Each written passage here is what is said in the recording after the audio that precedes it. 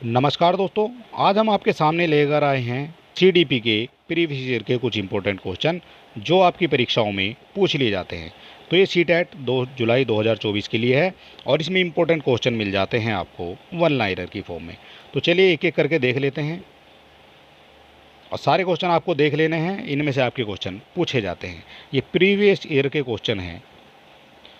दूसरे व्यक्ति के बाह्य व्यवहार की नकल क्या कहलाता है? दूसरे व्यक्ति के बाह्य व्यवहार की नकल, तो ये कहलाता है अनुकरण। कहते हैं किसी का अनुकरण करना चाहिए, बड़े बुजुर्गों का अनुकरण करना चाहिए। सीखने में प्रयास व भूल के सिद्धांत का प्रतिपादन किसने किया है? प्रयास व भूल का जो सिद्धांत है ये दिया गया है आपका थॉर्नडाइक के द्वारा। 30 क्वेश्चन मिल जाते हैं, सारे क्वेश्चन आपको मिल जाते हैं इंपॉर्टेंट। किस जानवर पर संबद्ध प्रतिक्रिया सिद्धांत में पावलोव ने प्रयोग किया है? तो पावलोव ने प्रयोग किया था आपका कुत्ते पर। क्लासिकल स्थिति का प्रतिपादक कौन था? क्लासिकल स्थिति का प्रतिपादक कौन था? तो ये हो जाते हैं यहाँ पर पावलोव। पावलोव हो जाते हैं क्लासिकल स्थिति के प्रतिपादक। सीखने का क्लासिकल कंडीशनिंग सिद्धांत का प्रतिपादन किसने किया था? यहाँ भी पूछा गया है क्लासिकल कंडीशनिंग का जो सिद्धांत है, तो ये भी दिया गया था आपका पावलोव के द्वारा। क्रिया प्रसूत अनुकूलन सिद्धांत का प्रतिपादन किसने किया था? क्रिया प्रसूत अनुकूलन सिद्धांत का प्रतिपादन, तो ये किया जाता है आपका स्किनर के द्वारा। सारे क्वेश्चन इंपॉर्टेंट हैं और सारे जो है आपसे पूछे गए क्वेश्चन हैं। क्रिया प्रसूत अनुबंधन सिद्धांत का जो प्रतिपादन है ये किया गया है आपका स्किनर के द्वारा। अभिक्रमायोजित अधिगम का प्रत्यय किसने दिया था? अभिक्रमायोजित अधिगम का प्रत्यय ये दिया गया है आपका स्किनर के द्वारा। अगला क्वेश्चन हमारा, सीखने के अंत दृष्टि सिद्धांत को किसने बढ़ावा दिया है? किसने बढ़ावा दिया है सीखने के अंत दृष्टि सिद्धांत को? तो ये हो जाते हैं गेस्टल्टवादी, ये हो जाते हैं गेस्टल्टवाद और सिद्धांतवादी। सूझ द्वारा सीखने के सिद्धांत का प्रतिपादक कौन है? सूझ द्वारा सीखने के सिद्धांत का प्रतिपादक हो जाता है आपका कोहलर। कोहलर किससे संबंधित है? ये आपसे पूछा गया है। कोहलर जो है किससे संबंधित हो जाते हैं? तो कोहलर संबंधित हो जाते हैं अधिगम के सिद्धांत से। ठीक है, अधिगम का जो सिद्धांत होता है उससे संबंधित हो जाते हैं आपके कोहलर। अगले क्वेश्चन की बात करेंगे, प्रचलित योजनाओं में नई जानकारी जोड़ने को विकास को किस नाम से जाना जाता है? प्रचलित योजनाओं में नई जानकारी जोड़ने को किस नाम से जाना जाएगा? तो ये जाना जाता है आपका आत्मसातकरण के लिए। अगला क्वेश्चन है, वाइगोत्स्की के अनुसार बच्चे क्या सीखते हैं? वाइगोत्स्की के अनुसार बच्चे क्या सीखते हैं? तो बच्चे सीखते हैं वयस्कों और समवयस्कों में जो है परस्पर क्रिया होती है उसको सीखते हैं। लेव वाइगोत्स्की के अनुसार संज्ञानात्मक विकास का मूल कारण क्या है? मूल कारण क्या है संज्ञानात्मक विकास का? तो मूल कारण हो जाता है सामाजिक अन्योन क्रिया। अगला क्वेश्चन है हमारा, वाइगोत्स्की के सिद्धांत में विकास के कौन कौन से पहलू की उपेक्षा की गई है? कौन कौन से विकास के पहलू की उपेक्षा की गई है वाइगोत्स्की के सिद्धांत में? तो ये की गई है आपकी जैविक की। अगला क्वेश्चन है हमारा, कौन सी विशेषता प्रतिभावान शिक्षार्थी की है? प्रतिभावान शिक्षार्थी की विशेषता पूछी गई है।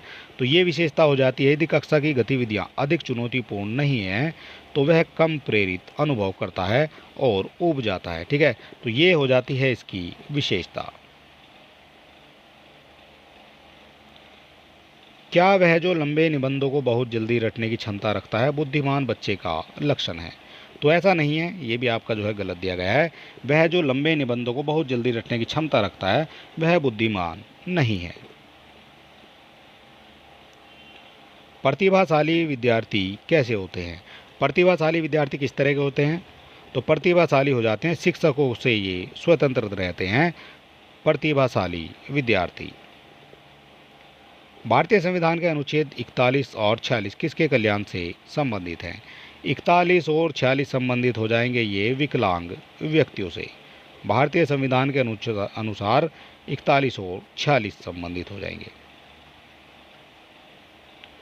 बुद्धि के द्विकारक सिद्धांत का प्रतिपादन किसने किया है? बुद्धि के द्विकारक सिद्धांत का जो प्रतिपादन है तो ये किया गया है आपका स्पीयरमैन के द्वारा। किस समूह के बच्चों को समायोजन की समस्या होती है? समायोजन की समस्या होती है कुसार्ग बुद्धि के बच्चों के लिए। अध्यापक ने दृष्टिकोण से प्रतिभाशाली किसका संयोजन है? अध्यापक के दृष्टिकोण से प्रतिभाशाली किसका संयोजन है?